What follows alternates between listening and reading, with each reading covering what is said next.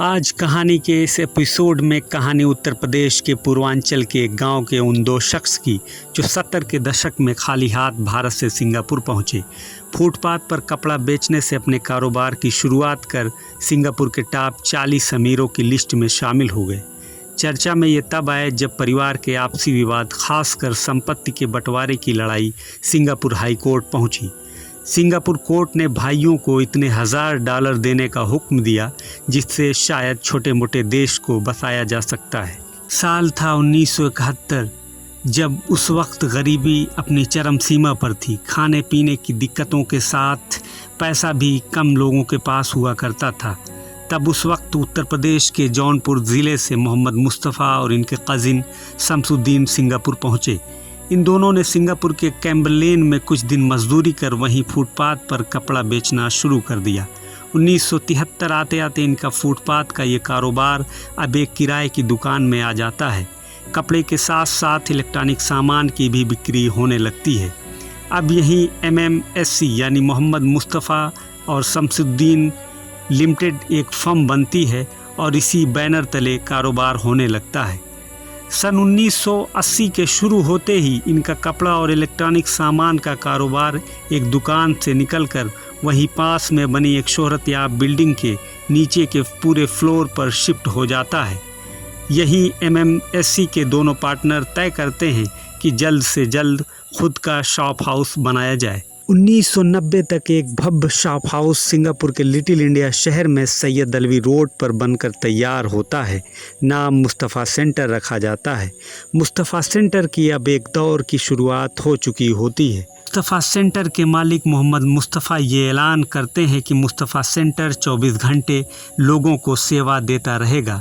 इसने सिंगापुर के लोगों को अपनी ओर खींचना शुरू कर दिया, क्योंकि उस वक्त सिंगापुर में 24 घंटे शॉप हाउस को खुलना आम बात नहीं थी। मुस्तफ़ा सेंटर का ये ऐलान होने के बाद मुस्तफ़ा सेंटर को सिंगापुर के लोग देखने आने लगे। सिंगापुर में मुस्तफ़ा सेंटर का नाम बहुत तेज़ी के साथ फैल गया। पूरे सिंगापुर के लोग मुस्तफ़ा सेंटर को जानने लगे। मोहम्मद मुस्तफ़ा के बड़े बेटे मुश्ताक अहमद MMSC लिमिटेड की देखरेख शुरू करते हैं। मुश्ताक अहमद सिंगापुर के मुस्तफ़ा सेंटर को इतनी ऊंचाइयों तक ले जाते हैं जिसका अंदाज़ा आप इसी से लगा सकते हैं। इस मुस्तफ़ा सेंटर की सीमा सिंगापुर के लिटिल इंडिया शहर में थी।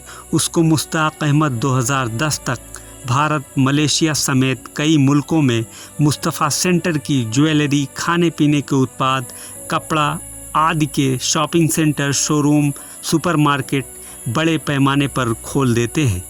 2011 में दुनिया के अलग अलग देशों की अमीरों की सूची जारी करने वाली फोर्ब्स मैगजीन ने सिंगापुर के टॉप 40 अमीरों की सूची में मुस्तफ़ा सेंटर के मालिक मुश्ताक अहमद को 37वां स्थान दिया है।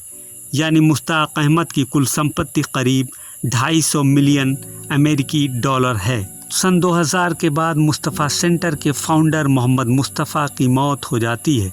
अब परिवार की जिम्मेदारी कंपनी के चेयरमैन मुश्ताक अहमद पर थी। मुश्ताक अहमद परिवार के सदस्य, खासकर 3 भाई जौनपुर के एक गांव में रहते थे। 2015 के बाद मुस्तफ़ा सेंटर पर मालिकाना हक मोहम्मद मुस्तफ़ा के बड़े बेटे मुश्ताक अहमद ने ले लिया। भाइयों ने मालिकाना हक में शेयर के लिए सिंगापुर हाई कोर्ट में गुहार लगाई। आज के लिए बस इतना ही। आगे की कहानी अगले एपिसोड में। कैसी लगी हमारी ये स्टोरी कमेंट बॉक्स में ज़रूर बताएं और विलेज तक को सब्सक्राइब करना ना भूलें।